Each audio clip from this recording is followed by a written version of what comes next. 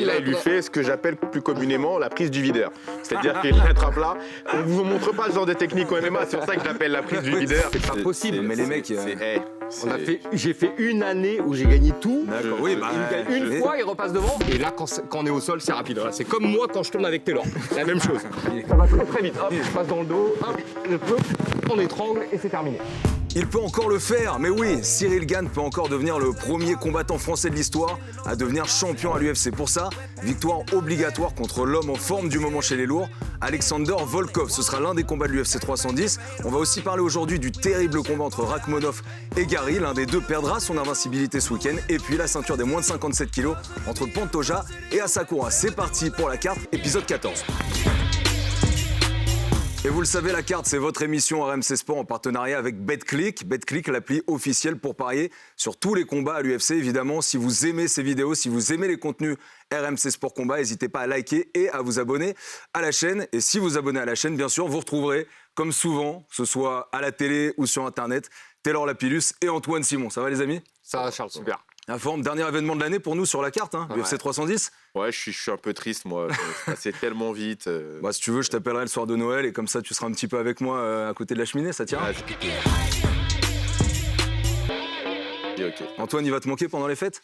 Mais on va Vous allez vous voir quand même. Ça me rassure, ça me rassure. J'espère qu'il y aura des photos sur vos réseaux sociaux, que on va se vous voir. rassurez tout le monde que vous êtes quand même un petit peu ensemble pendant les fêtes. Ouais. Bon, en tout cas, les gars, on a quand même un très gros événement numéroté pour cette fin d'année. Je l'ai dit dans l'introduction, on a quand même la ceinture des moins de 57 kilos. C'est fou, on va en parler tout à l'heure. Kaya Sakura, il rentre à l'UFC, ça va être son premier combat. Il va déjà vers une ceinture contre Alexandre Pantoja. On a ce combat qui devait être entre Rakhmonov et Belal Mohamed pour la ceinture des moins de 77. Finalement, Mohamed est blessé. On est passé à Yann Gary. L'un des deux va perdre son invincibilité, parce que les deux, ils n'ont jamais perdu.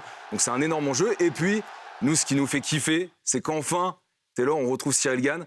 On l'avait pas vu, Cyril Gane, depuis l'UFC Paris en 2023. Ça fait plus d'un an qu'il n'a pas fighté. Ce qui fait bizarre aussi, les gars, c'est que Cyril Gane, sur ses 7 derniers fights, donc ça fait depuis 2020, il a toujours été événement principal de la soirée. Là, il est 3e combat en ordre d'importance. Ça fait bizarre quand même de le voir à cette place-là, non ? Ouais, ça fait bizarre. Après, ça fait bizarre. Malgré tout, il est quand même sur le dernier UFC numéroté de l'année. Ouais. Ils veulent le mettre en avant, quoi qu'il arrive. Ouais. Il est mis en avant. Avant lui, normalement, c'était un combat de championnat qu'il y avait. Il y a 2 combats de ceinture, donc forcément, vu qu'il ne combat pas pour un titre, c'est normal. Un peu plus bas, et c'est normal, tu vois. Mais je pense que c'est ça, malgré tout, quand tu es juste avant le Common Event sur une carte numérotée comme ça. Ouais, ça pèse. Bon. Pour toi aussi, il y a un truc intéressant pour lui, c'est que pour une fois, il ne va pas combattre en 5 rounds, mais il va combattre en 3 rounds. Ouais. Ça va peut-être changer. Pour un combat de retour, c'est parfait, ça. Là, pour lui, c'est... Bon, après, il a fini quand même plusieurs combats, mais là, c'est tranquille. Ouais. Alors, en plus de ça, Cyril, il a quand même eu 2 title shots, un contre Ngannou, un contre John Jones. Il a besoin de récupérer encore de la confiance et des victoires pour revenir à un potentiel title shot. C'est petit quiz. J'ai ma fiche d'ailleurs. Tiens, regarde. J'ai ma fiche à Julien Lepers, j'ai pensé à toi.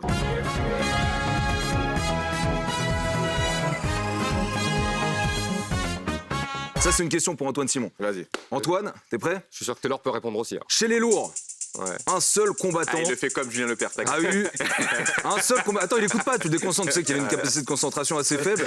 Chez les lourds, un seul combattant a eu 3 title shots sans être champion. De qui s'agit-il ? Un seul combattant, il y a eu 3... L'émission est assez courte, faudrait que tu te dépêches quand même. Si tu l'as pas, tu l'as pas, tu me dis. Non, mais, un seul combattant chez les poids lourds a eu 3 title shots sans jamais être champion. Ouais, Derek Lewis. Non. Non, vas-y. De Pedro Rizzo. Pedro Rizzo, 3 title shots, dont 2 perdus contre Randy Couture. Voilà, c'est bien, tu te rattrapes. Allez, Taylor Lapillus qui est déjà chaud bouillant, qui est en train de se fatiguer, s'échauffer, ça dépend comment on voit le truc, mais moi je pense qu'il s'échauffe plus qu'il se fatigue. Je pense qu'il aura encore un peu de force tout à l'heure. Les gars, cette catégorie des poids lourds, vous avez beaucoup de trucs à dire, je l'ai bien remarqué. Jones, vous le voulez ou pas, mais il est champion, il a battu Miocic. Derrière, bon, on sait que Jones, maintenant, il a dit, lui, il veut Pereira. Il veut un méga fight contre Pereira. Il veut que Pereira monte de catégorie, faire un truc de fou. Sauf que derrière, il y a un problème pour lui, c'est qu'il y a Aspinall qui est champion intérimaire. On connaît la situation. Gane, il se situe où là-dedans, du coup ? Parce que qu'est-ce qu'il va pouvoir espérer si il bat Volkov avec la manière que Dana White est content, etc. Est-ce que Cyril Gane peut enfin espérer aller prendre Thomas Aspinall ? Parce que Pereira, pour l'instant, il est pour Jones, donc Jones est un peu coincé là-haut. Alors, bien sûr. C'est-à-dire, pour moi, tu as Thomas Aspinall, Cyril est juste derrière. Après, il faut quand même gagner contre Volkov, sinon Volkov peut C'est ça, prendre mais la place de Cyril. faut la manière. On sait comment ça fonctionne à même sans l'UFC. la manière. Là, en fait, Tu penses si une veux, décision, c'est bon, il peut. Ce combat-là, en réalité, je le vois comme une possibilité de remettre Cyril un peu sur les rails, de le maintenir au chaud et qu'il soit pas trop dans trop d'inactivité. C'est plus comme ça que je vois ce combat. Il y a moins d'enjeux, il a rien à gagner en vrai, Cyril, sur ce combat. Par contre, il a à perdre parce que s'il se fait battre contre Volkov, Volkov prend le spot à sa place.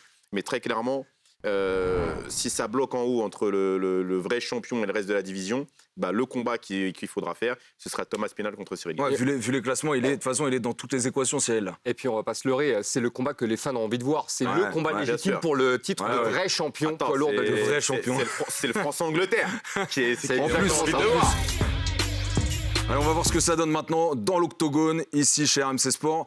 Taylor, j'ai presque envie de te donner des mitaines parce que je sens que là, ça peut faire mal sur, sur Antoine.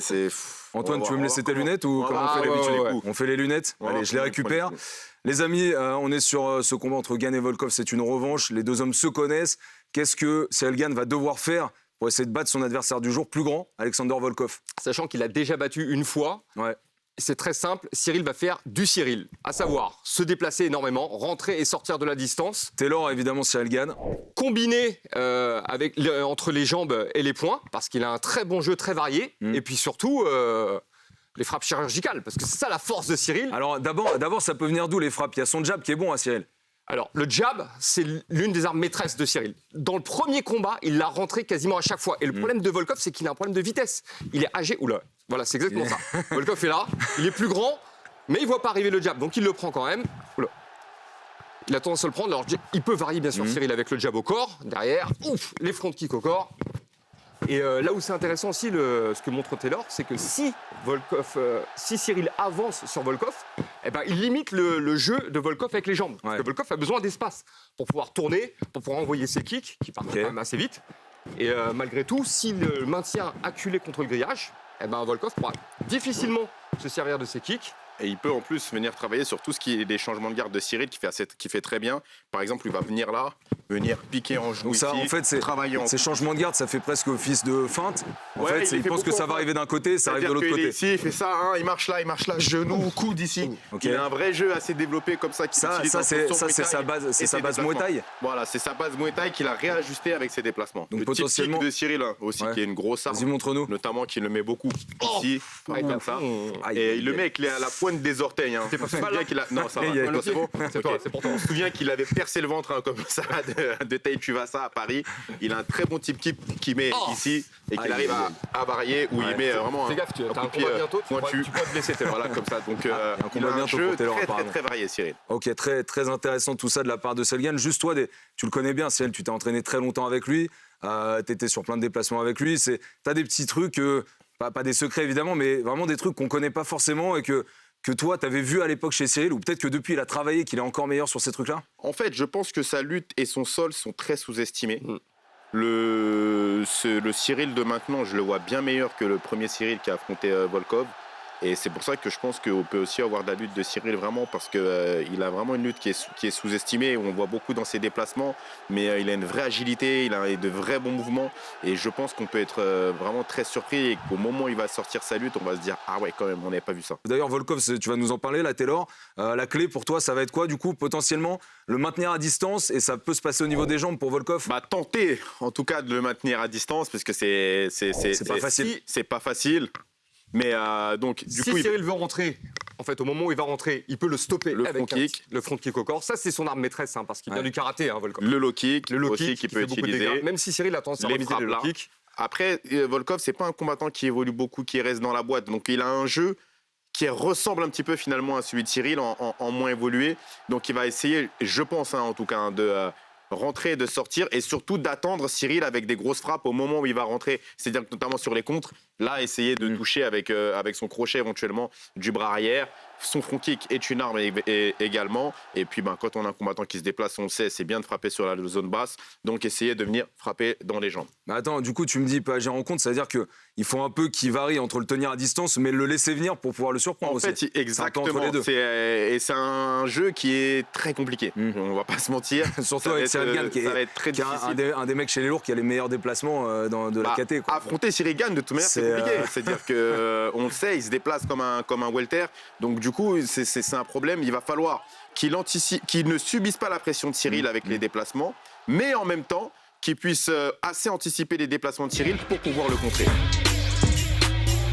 Bon, le dernier épisode de la carte, les amis, il avait marqué un tournant historique dans notre petite histoire. C'est que Taylor était enfin passé devant Antoine. Est-ce que c'est toujours le cas? Il y avait 2 combats sur la carte de l'UFC 309, Jones Miocic et Oliveira Chandler. On va voir ce que ça a donné. Tout le monde voit Jones, Ah ouais. et moi je te dis Miocic, en fait, il peut le faire. Tu mets Jones Ouais, moi, je mets non, tu mets KO avant la limite Non, soumission. franchement, je sais pas, ça peut être une décision quand même. Je prédis une victoire de Charles do Bronx Oliveira. Et je pense justement qu'il va améliorer 2 de ses records lors de ce combat, à savoir celui du plus grand nombre de finishes et celui du plus grand nombre de soumissions. Je vois Dobong s'imposer. Ok, Je pense qu'il d'accord. peut par contre le battre sur KO TKO. Et du coup, l'histoire, c'est encore Taylor qui continue de l'écrire. Là, franchement, c'est le premier marqueur important parce que tu vas terminer l'année 2024 et aborder l'année 2025 devant Antoine, en tout cas à ce niveau-là. Mais, oh là là, mais déjà, la dernière fois, il criait au complot. Mais non, mais t'es fatigant, toi. C'est pas possible. Mais les mecs, J'ai fait une année où j'ai gagné tout. D'accord, oui, Il me gagne une fois, il repasse devant. Bon, Non, écoute, et là encore, j'ai pas gagné fais qu'une fois. confiance aux gens qui travaillent J'ai sur pas cette gagné, émission, j'ai pas s'il te gagné plaît. qu'une fois. Et mais non, écoute- mais bien sûr, c'est un travail petit Non, à mais petit. faut pas débattre comment avec lui. comment il il me semble construit qu'il reste une émission en Comment plus, il construit donc, ses combats, Taylor? De la même manière, tu vois. Il petit à marque petit. petit à petit. Finalement, décision, prépare. personne ne se pose la Voilà. question et c'est lui qui est devant. Comme je suis devant, donc je vais prendre la main du coup. Ouais, Et alors moi, Gane Volkov, je dis Gane. ok. Je pense que Cyril va faire le travail. Je le vois meilleur dans tous les compartiments du combat. C'est ce que vous avez montré dans la cage tout à l'heure. Je me mouille rarement aussi franchement, mais là, pour le coup, après, ça reste un combat et on sait ce que c'est. Hein, c'est dangereux, mais là, je le vois meilleur partout, au sol, en lutte, en striking, en déplacement, en fraîcheur. Donc, je dis Cyril. Cyril, et si tu devais Si je devais estimer mouiller un une peu, manière, est-ce je que pense qu'il peut même l'arrêter avant la limite. avant la limite, Ouais. on a une potentielle victoire de Cyril Gane avant la limite sur Alexander Volkov pour Taylor? Ouais, bah, j'allais dire la même chose. Après tout ce qu'on a expliqué, Ah, tu m'as laissé la main pour dire pareil. je pensais que t'allais pas justement. Bah, tu peux, non mais Je pensais que t'allais dire décision, si et tu que veux t'allais balancer derrière le KO, tu peux comme ça, dire. on prend l'avant. Déjà, dis-nous qui tu vois vainqueur sur ce combat. Je vois Cyril Gane, bien Tu vois sûr. Cyril Pour moi, ce sera un remake du précédent combat, avec potentiellement un meilleur Cyril et pas forcément un meilleur Volkov. Même si Volkov c'est une bonne série de victoires, quand on voit les combattants qu'il a battus, c'est des profils qui sont très différents de celui de Cyril. La stratégie qu'il a mis en place, qui lui a permis de gagner, elle ne marchera pas sur Cyril a priori. Donc Cyril sera devant. Et je pense moi aussi que Cyril peut même le finir avant la fin. Ok, très bien. Vous êtes raccordés là-dessus. Ouais. Donc, statu quo, tu pourras pas le dépasser quoi qu'il arrive sur ce, sur ce pari-là. Antoine Taylor, c'est parti pour le co-main event de cette UFC 310. Rakhmonov contre Gary, combat chez les moins de 77 kilos. Alors, à la base, Rakhmonov, il devait combattre contre Belal Mohamed pour la ceinture. Finalement, Belal blessé. Alors, ce qu'il a dit dans un tweet, Rakhmonov, c'est que en fait, Dana White, l'UFC, ils ont proposé à tout le monde d'aller prendre le remplacement de Belal Mohamed, Covington, les autres qui sont tout en haut de la catégorie. Tout le monde a dit non. Et finalement, le seul qui a eu les cojones d'y aller, finalement, il s'appelle Ian Gary. Et franchement, ça nous donne un combat assez spectaculaire et qu'on a grave envie de voir, non? D'autant plus qu'on a 2 combattants qui sont invaincus. Et c'est ça, je pense, ça fait tout le piment de ce combat. Il y en a un qui est à 18-0, l'autre qui est à 15-0. Il y en a un qui va ressortir, à moins d'un match Avec nul un peut-être improbable, Ouais. mais avec un 1 à son palmarès, c'est quasiment sûr. Et ça va être dur. Et C'est ça qui est pour moi, excitant, c'est ça tout l'enjeu en Ouais. fait, de ce combat, c'est savoir lequel va ressortir. Et encore, il y a plus de pression sur Rakhmonov, parce que non seulement il a son 0 à défendre, mais il a aussi son 0 décision à défendre. Ouais, parce qu'il est Rakhmonov, 18 victoires, aucune défaite. 8 victoires par KO TKO et 10 par soumission. Il a un ratio de finish qui est de 100%. Et puis lui, Ian Gary, en fait, on en parle aussi comme le nouveau Conor McGregor, parce qu'il est irlandais, qu'il a été champion au Cage Warriors, qu'il est assez grande gueule, etc. Mais finalement, il n'a pas forcément encore le talent de Conor dans ce qu'il a montré ici. Bah non, pour moi, il n'a pas prouvé Voilà. du tout. Et Conor a autant de C'est combats à méchant. l'UFC. C'est méchant. Non, bah Quoi, après, tu trouves qu'il a prouvé des trucs pour l'instant, Ian Non, Gary, mais ou pas? c'est un très bon combattant, il est très bien classé, etc. Mais dire le nouveau Conor McGregor, Ouais, c'est fort quand ouais, on mais sait c'est ce un, que c'est un Conor a outil fait marketing, en gros, de dire ça. à l'UFC. Alors, on va parler techniquement de ce qui peut se passer entre Ian Gary et Shavkat Rakhmonov comme main event UFC 310. C'est un combat prévu en 5 rounds, mais Rakhmonov, il a vu que 2 fois le 3e round en 18 combats. Et il l'a vu parce qu'il n'est même pas allé au bout. Parce qu'évidemment, 100% de finish rate, de victoire avant la limite. Donc on va voir ce que ça peut donner. On l'a dit, Antoine, ça va être ta première clé pour Shavkat Rakhmonov. il va rentrer tout de suite, ça risque d'aller assez fort. Donc le principe pour lui, ça va être de réduire la distance assez rapidement. En fait, Rakhmonov, c'est quelqu'un qui sait tout faire. Mais vraiment, il nous l'a prouvé sur ses combats à l'UFC. Taylor Donc, et Shavkat Rakhmonov. voilà. Donc le combat commence debout, en striking. Donc que va faire Rakhmonov? Il va essayer de striker, voir ce que ça donne. Donc il peut rentrer avec les poings. Alors attention à son striking, hein, parce qu'on le voit beaucoup comme un lutteur puissant, mais il est capable d'enchaînement au point assez phénoménal. On l'a vu sur un combat, on voyait mixer 3 crochets du bras avant à la suite. Il est capable dans le même temps d'envoyer des coups de pied retournés. On l'a vu mettre KO un de ses Et ça, il a la liaison pour tout combiner, les enchaîner rapidement. C'est ça qui est fou. Ouais. C'est que le striking debout, c'est avec les poings, avec les jambes. Et surtout, il mixe très bien derrière avec la lutte. Il y a un moment, il va rentrer et il vient coller son adversaire. Okay. Et là, premier problème pour Ian Gary. Enfin, deuxième problème. Deuxième problème pour Ian Gary, c'est la puissance de Rakhmonov. Au corps à corps, quand il vous colle... Surpuissant. Ouais, pour s'en dépêtrer, c'est une vraie galère. Alors Ian Gary, ce qu'il fait très bien, c'est sortir les hanches. Mais en l'occurrence, même s'il sort les hanches, notre ami Rakhmonov a lui aussi une base de judo, donc il peut très bien tenter des projections comme ça. Et si Gary a le malheur de se retrouver au sol, on peut rester là si tu veux, Taylor, là c'est le troisième problème qui se présente à lui. Où il peut venir, grand end pound, et ensuite venir aller chercher son sol pour pouvoir tiens, frapper avant qu'il me casse la figure et faire des dégâts. Et attends, juste avant les soumissions, Taylor, en ground and pound, il y va comme un sauvage ou alors il sait exactement ce qu'il fait? Il est dans quel style, Rakhmonov? Le truc de Rakhmonov, c'est que c'est précis quand même. Hein. C'est précis. Il sait ce qu'il fait, mais il fait plein de choses. En fait, il donne l'impression qu'il a une manette et qu'il appuie sur tous les boutons. En fait, il est plus dans le volume ou il est dans la stratégie quand il est en ground and pound? Non, il n'est pas trop dans la stratégie. Il est dans le volume, alors. Dans le volume. Il est dans le volume et la puissance. Ça passe, mais il n'est pas trop dans la stratégie. Il est juste dans il appuie sur croix tout le temps. Il appuie sur tous les boutons. Et il voit ce qui rentre. Et il voit ce qui rentre, tu vois. Et ça fonctionne jusque-là. Donc, il va frapper. Et en fonction de la combinaison qui va venir derrière, il va se dire, bon, bah là, vas-y, il va aller chercher une projection, un finish. Et il peut venir, par exemple, récupérer sur bras-tête. Le bras-tête. Ok. Donc après, il y a attends, montre peut-être les autres soumissions. Étranglement, triangle, alors, il est capable de tout. Il est capable de tout au sol. Comme debout. Comme debout. On l'a vu contre Geoff Neal, effectivement. C'est-à-dire qu'ils étaient à un moment contre le grillage. Geoff Neal était épuisé à ce moment-là. Et Geoff Neal commet l'erreur de donner son dos comme ça. Qu'est-ce qu'il fait? Voilà, il le frappe. Hop! Et là, il lui fait ce que j'appelle plus communément la prise du videur. C'est-à-dire qu'il l'attrape là. On ne vous montre pas ce genre de technique au MMA, c'est pour ça que je l'appelle la prise du videur. Donc, il va venir l'étrangler là et jusqu'à le lâcher au sol. Et là, terminé. Okay. Et là, c'est fini. La prise du videur.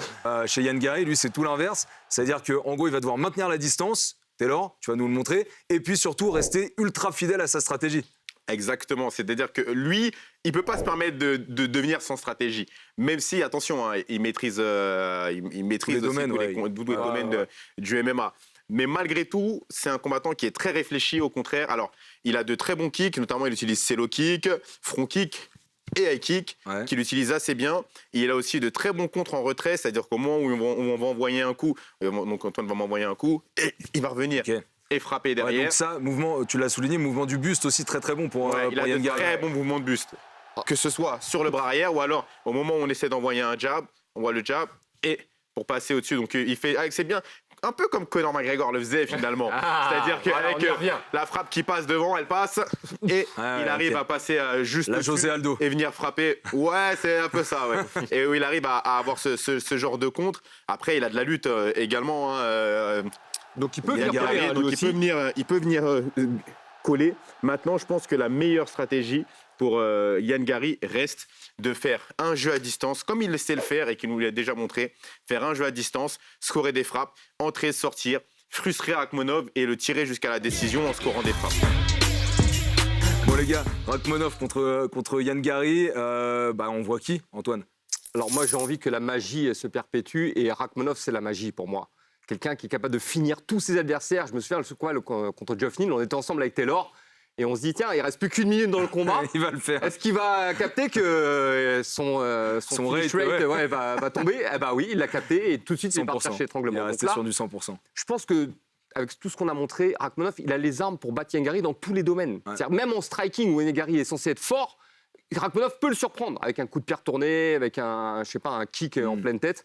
Donc non, je vois Rakhmonov s'imposer et pour moi, il va s'imposer avant la limite. D'autant plus qu'il a 5 rounds pour le faire. Il a 5 rounds, ouais. Taylor.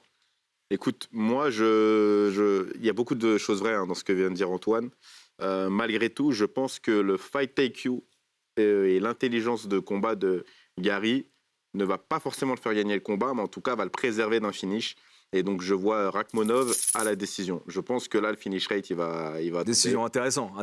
C'est-à-dire Et toi, 25 minutes de temps effectif ouais. de fight C'est ça. pour Rakhmonov. Ce serait intéressant de savoir combien ça représente, enfin tout ce qu'il a déjà combattu. Mais 25 minutes, ça doit s'en rapprocher à peu près de ça. Hein. Son total en carrière, il ne doit pas être hyper élevé de temps de combat, quoi. Donc intéressant de savoir ça. Ça peut peut-être te rapporter des points, mon Taylor. Bah écoute, j'espère. Là, aujourd'hui, je me mouille, là. Je suis fou, là. Ce sera le main event de cette UFC 310, la ceinture qui appartient pour l'instant à Alexandre Pantoja. Et dans cette catégorie des moins de 57, les gars, on a un combattant japonais, Asakura, qui va faire son premier fight à l'UFC et qui est direct envoyé vers un title shot. C'est pas si rare que ça, mais c'est quand même assez important pour le souligner. C'est assez fou pour lui. Je pense que ça marque bien aussi l'état de la catégorie. C'est-à-dire qu'on a un champion et qui a battu la plupart de ses prétendants. Les anciens champions ont changé de catégorie ou sont en train de revenir, mais bon, comme les combats ont déjà eu lieu, il n'y a pas d'intérêt à les refaire. Et là, on est parti chercher un prospect sur le circuit japonais. Et quand je dis prospect, c'est vraiment un prospect. Ouais, et en plus, il a le profil du combattant Asakura que les fans américains vont adorer. Toi, parce que c'est un bagarreur. Ça te fait kiffer ou pas qu'il y a un mec qui arrive et qui direct il ait une ceinture? Il y a un manque de méritocratie, il y a un truc qui t'embête ou ça va? Non, parce que dans la division dans laquelle ils sont, ça a du sens. Les démonstrations de ce qui pourrait se passer sur ce combat entre Pantoja et Asakura, il y a juste plusieurs trucs. Merci beaucoup, Antoine. Il y a plusieurs trucs qui sont intéressants. Asakura, il n'a pas combattu en moins de 57 depuis 10 ans. Donc, comment il sera préparé pour redescendre dans cette catégorie-là? Asakura, c'est la première fois de sa vie qu'il va combattre en dehors d'Asie. Ça sera à Las Vegas. Et déjà, il a beaucoup combattu au Japon chez lui, très peu dans d'autres pays asiatiques. Donc il y a plusieurs données qui risquent aussi de le déstabiliser. Et il va combattre dans une cage. Et il va combattre dans une Sachant cage. qu'il a fait le gros de sa carrière sur un ring avec des règles sensiblement différentes. Ouais, au Rising. Sensiblement différentes. On va pouvoir les montrer. Justement, pour Pantoja, le champion, qu'est-ce qu'il doit faire pour essayer de maintenir et de garder sa ceinture? Alors, ce qui est intéressant dans ce combat, c'est qu'on a deux combattants en flyweight qui savent tout faire. Bien évidemment, Pantoja, il est connu pour son grappling, mais il a un excellent striking. Malgré tout, comme la force d'Asakura, ça reste le striking. Eh ben, l'idée pour Pantoja, ce serait en gros de rentrer avec un crochet rapide et venir coller son adversaire dès qu'il peut. Ok. Et le plaquer contre le grillage et donc commencer à l'user. Donc- Parce que ça va être ça la solution. En fait, la clé pour lui, c'est de fatiguer Asakura, si possible l'amener au sol, et l'amener au sol. Et là, quand on est au sol, c'est rapide. Voilà. C'est comme moi quand je tourne avec Taylor. La même chose. Ça va très très vite. Hop, je passe dans le dos, hop, je peux, on étrangle et c'est terminé. Ok. Et il n'y a plus rien Pas à de faire. crochet de corps, rien, non. Je savais même pas qu'il savait faire ça. Mais tu crois quoi? Il s'entraîne toute la semaine. Hein. Quand on a des tournages, il sait, il va voir des coachs, etc. Exactement. Ok, donc en fait, la donnée, elle est assez simple. Pantoja, lui, réduire la distance, coller, amener au sol, soumettre, parce que c'est un domaine où Asakura, lui, a moins d'aptitude. Et puis surtout, c'est vraiment son point fort. Son point Maintenant, fort. Attention, Pantoja sait tout faire. C'est-à-dire qu'il pourrait très bien échanger dans la boîte avec Asakura, ce qui Donc serait dans pas la une bonne boîte, idée. montre-nous ce que c'est dans la boîte. Bon, si Taylor fait Asakura, voilà, je suis Pantoja. On est à mi-distance. Allez, on envoie des crochets. Parce qu'il aime bien envoyer des crochets là. Des crochets plus uppercut, crochets, machin. Et c'est le premier qui tombe là. C'est la roulette russe. Donc en gros, c'est la fin du BMF entre Gaethje et Holloway. Quoi. C'est un peu ça. Potentiellement, les mecs pourraient faire ça. Les amis Antoine, Taylor, on va passer au dernier prono de l'année dans la carte pour vous sur ce combat chez moins de 57 kilos la ceinture. Juste si ça peut vous donner un petit peu de réconfort pour Asakura. Il vous a écouté parce qu'il a mis une story l'autre jour où il regardait le combat d'un de ses partenaires d'entraînement avec qui il a déjà tourné, Michael Aljarouj, et il regardait vos commentaires, il écoutait vos commentaires et regardait son combat sur RMC Sport sur son ordi. Donc voilà, je sens que tu as un petit sourire, ça le rend attachant pour toi un petit peu le Kai Asakura. Alors c'est un combattant que je connaissais déjà, c'est-à-dire que moi la Ryzen c'est un circuit que je suis et puis c'était ma division. Ouais. Donc forcément, Kai Asakura c'est un nom qui me parle, j'ai déjà vu ses combats, je sais qui il a affronté, etc. Tu connais bien ce fighter. Ouais. Donc ouais, je connais bien. Vas-y, t'as la main pour le prono. Bah, Qu'est-ce écoute, que tu penses? pour toutes ces raisons-là, je vais dire Kai Asakura. Et je Kai pense qu'il Asakura va- vainqueur. je pense qu'il va gagner ce combat et je pense qu'il va finir ce combat. Ok. Je le vois s'imposer par finish. Voilà. Ok, Kai Asakura, donc premier combat UFC, tout de suite champion des moins de 57 kilos, un japonais champion à l'UFC. Kai Asakura, c'est un peu risqué, mais c'est Ouais, mais intéressant je t'ai pour dit, je Taylor. suis fou aujourd'hui. Ouais, t'es fou. Ouais. Prends des T'es fou. risques. On va voir si t'as une magie divine qui vient à toi et que justement Ouais, ou alors je suis comme t'avais le une fou boule au de casino cristal. qui met tout sur le rouge. Heureusement que tu pars pas à Vegas pour commenter ce combat. Hein. Tu seras ici, ça nous rassure. Vas-y, Antoine, pour ce combat, t'as Alors, quoi, je suis toi d'accord avec toi sur le point que Kai Asakura a les armes pour finir Pantoja. Il a les armes pour finir n'importe qui. Il a une grosse puissance de frappe. J'imagine que la puissance d'ailleurs va se retranscrire dans les moins de 57 kilos. Maintenant, Alex Pantoja, c'est l'expérience. L'expérience de l'UFC, l'expérience des grands rendez-vous. Et puis surtout, il y a cette magie qui l'entoure. Il sait tout faire, il est incroyable. Tu as l'impression qu'à la fin du premier round, il est mort. Et finalement, au 5e round, il est en train d'exploser comme un fou. Une magie autour de Pantoja. Et donc, pour ces raisons-là, moi, je vais dire Alex Pantoja. Et je pense même que Asakura va commettre une erreur sur la fin. 4e, 5e round, il va se fatiguer, il va commettre des erreurs. Et Pantoja va en profiter pour le soumettre. Avant de terminer cette émission, les amis, je vais vous proposer un super combiné disponible sur BetClick. Les favoris, on joue Cyril Gane, on joue Rakhmonov et on joue Pantoja. On dépasse les deux et ça nous permet d'avoir quelque chose qui paraît assez sûr, sauf si on veut prendre des risques, évidemment, Kei Asakura comme pour toi. Mais en tout cas, voilà, on peut aller jouer ça sur BetClick, c'est disponible. Pour un UFC 310 qui risque d'être très costaud, le dernier numéroté de l'année. Bon, les amis, merci, c'était la dernière de l'année. On se retrouve en 2025 pour la carte, évidemment. Merci à toutes celles et tous ceux qui travaillent sur cette émission et un salut tout particulier à Laurent Salvaudon qui part vers d'autres aventures et qui quitte RMC Sport. On le remercie et on le salue. Et merci à toutes et à tous de nous suivre. Vous le savez, le MMA, ça se passe sur RMC Sport. Et pour parier, rendez-vous sur BetClick. Ciao.